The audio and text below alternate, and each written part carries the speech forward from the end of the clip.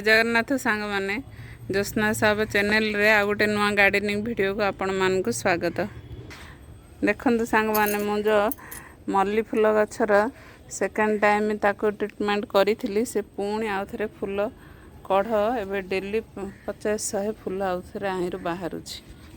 देखंतु फूल कढ़ पूरा गछ पूरा भरपूर होकर रही पुणी ए फूल सरीगला पुणी आउ थे टिके कोड़ा खसा करी खत देदेले पुणी से खरा दिन सारा गचर पूरा फूल भरी भरी होकर आसियो। मु तोली सारे डेली केते फूल बाहर 4-5 दिन है पूरा 50-100 नाखे फूल बाहर एबे भी गचर पूरा भरी भरी होकर फूल रही।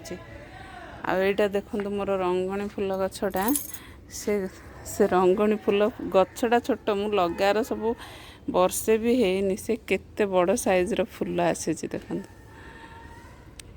ये फूल देखीदेले मन खुशी हो जाए निज परिश्रम मूल्य बाहरी पड़ी थाए। केते सुंदर से गछ ग्रोथ होकर फूल होची। आ ये छोट मंदार फूल गछटा देखो सांग माने एटा छोट छोट मंदार फूलटा मात्र से गछ को देखो केते सुंदर से गछ ग्रोथ होची। देखो तार पत्र जेती से फूल सेतिक भरपूर होकर गछ अच्छी। देखो तलू ऊपर पर्यंत देखो खाली फूल ही फूल। देखो केते सुंदर फूल होती। मु सबु बेले फूल गछरे सबु बेले ता गछ लगेबा टाइम रे मु सबु बेले माटी की इम्पोर्टेंट दिए। मु गोबर खत माटी मिसई करी माटी तैयारी करूछि आउ मते भी भल रिजल्ट मिलुछि एथिरे। आउ फर्टिलाइजर खत जो 15-15 दिन थरे देबार दौची किंतु नुआ माटी फास्ट टाइम लगे 6 मास वर्ष पर्यंत किसी नदेले भी चलिबो। आउ गछ माटी टिके पुराणा हला परे आपण माने 15-20 दिन थरे जेकोसी फर्टिलाइजर हो लिक्विड फर्टिलाइजर हो किंबा कोनोसी फर्टिलाइजर आपण माने दे पारिबे। एमती मु कहवा अनुसार सब बेले गछ लगेवा समय रे ताकू माटी की ठीक से करंतु। बालिया माटी हेथिबो प्लस ताहिरे गोबर खत मिसी थिबो। बालिया माटी गोबर खत मिसई करी फास्ट टाइम जदि गछ लगे दी थिए से गछर एई टिपरे मोर गार्डन रे देखो प्रत्येक गछ हृष्टपृष्ट सबु गछ मोर हृष्टपृष्ट। देखो एटारे केमिति से आडर फूल तोली सारे ए गछटारे फूल तोलिनी। देखो केते सुंदर से फूल गोटे गछरे 50-60 टा फूल बाहर।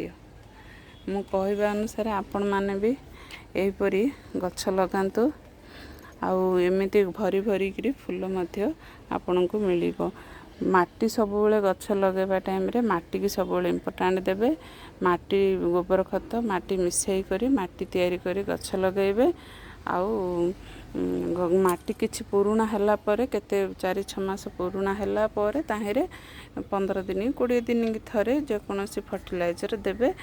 आ गछ को 10-15 दिन थरे नीम ऑयल स्प्रे कर दउथे कारण हिबिस्कस गछरे जल्दी जौ पोक लाग जाई थाए। जौ पोक लागिबा पर्यंत मु अपेक्षा करूनी सांग माने मु मोर गार्डन रे देखंतु केते सारा गछ अछि ना मु सब गछरे जदि लागी जिवो मु आ संभाली पारिनी। तेणु करी मु प्रति 10-15 दिन थरे मु स्प्रे कर दउछि। स्प्रे कर देले से आउ लागु नाहंती। बाय चांस कोठी केबे इंती लागि थियो देखिले संगे संगे मु देखिला मात्र संगे संगे ताकू पानी पकई करी धोई दउछि आ धोई करी नीम ऑयल स्प्रे कर दउछि। आ नीम ऑयल एमती स्प्रे 15 दिन थरे करंतु। आउ गछ मूल रे जदि पुराणा माटी हेथिबो गछ मूल रे 15-20 दिन थरे किछि खत दियंतु। मु तो किचन कचड़ा आपण घर तो डेली बाहर थो जो किचन कचड़ा से गुडे को भी पानी रे बतरे दे करी 5-7 दिन भिगै करी रखी देबे। तापर से पानीटा मध्य आनी करी छानी करी जदि गछरे देबे हेले सेटा हेले बहुत बढ़िया लिक्विड फर्टिलाइजर कदली रे चोपा हो जे कोनोसी हमर घर तो बाहर जे सब माने कचड़ा से सब जिंस को बतरे की रखी करी से पानीटा मध्य जदि गछ मूल रे देले सेटा भी गछ पई बहुत बढ़िया फर्टिलाइजर। एपरी ट्रीटमेंट करंतु ଆଉ ମୋ ଦେଖନ୍ତୁ ମୋର ଗଛରେ ଯେମିତି ଭରି ଭରି ହେଇକି ଫୁଲ ଆସିଛି, ଆପଣ ବି ମୁଁ କହିବା ଅନୁସାରେ ସେହିପରି କାମ କରିଲେ ଆପଣଙ୍କ ଗଛରେ ବି ଏମିତି ଭରି ଭରି ଫୁଲ ଆସିବ। ଆଉ ଗଛର ଗ୍ରୋଥ୍ ମଧ୍ୟ ଦେଖନ୍ତୁ ବହୁତ ବଢ଼ିଆ ହେଇଛି ହେଲା।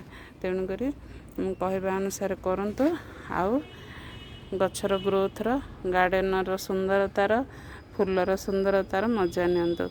ମୁଁ ଆଶା କରୁଛି ମୋର କଥା ଆପଣମାନଙ୍କୁ ଭଲ ଲାଗିଥିବ। ମୋ କଥା ଯଦି ଭଲ ଲାଗିଥିବ ଏକ ଲାଇକ୍, କମେଣ୍ଟ ଏବଂ ସେୟାର କରିଦେବ। ମୋ ଚ୍ୟାନେଲକୁ ନୂଆ ଆସିଥିଲେ ଏକ ସବସ୍କ୍ରାଇବ୍ କରିଦେବ। Happy gardening.